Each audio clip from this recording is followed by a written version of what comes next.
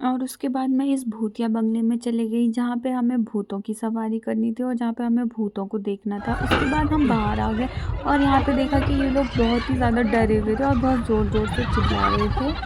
और उसके बाद हम बाहर पे आ गए और यहाँ पे खड़े होके मैंने अपने लिए आइसक्रीम खरीद ली और मैं इन नज़ारों को देखने लगी।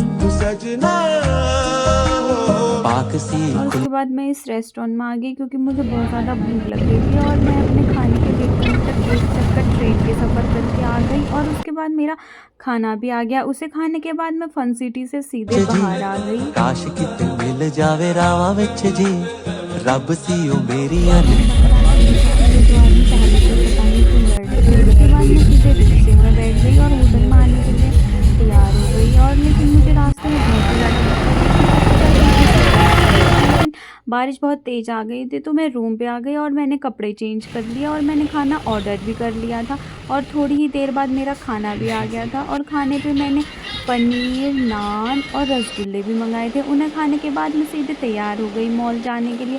मैंने अपने इयररिंग्स भी पहन लिए थे और अपने बैग को भी टाँग लिया था और मैं सीधे बाहर आ गई जाने के लिए और उसके बाद मैं सीधे रोड में चली गई और रोड में जाने के बाद मैं रिक्शे में बैठ गई और सीधे मॉल के लिए निकल गई और रास्ते में मैंने इन्हें देखा।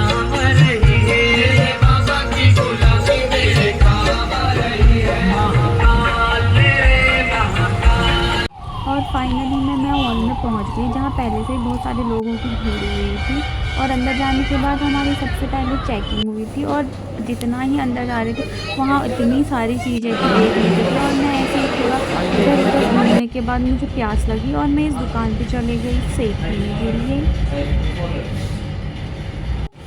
और उसके बाद मैंने अपने लिए चॉकलेट शेक और वैनिला शेक मंगा लिया। उन्होंने हमें बिल पहले ही पकड़ा दिया था और थोड़ी ही देर बाद मेरा शेक भी आ गया था। उसे पीने के बाद मुझे भूख लगी और मैं दूसरी जगह खाने के लिए चली गई जहाँ पहले से बहुत सारे लोगों की भीड़ लगी थी और बिल मेरा कुछ ऐसा था और मोमोज सिर्फ मेरे इतने सही थे।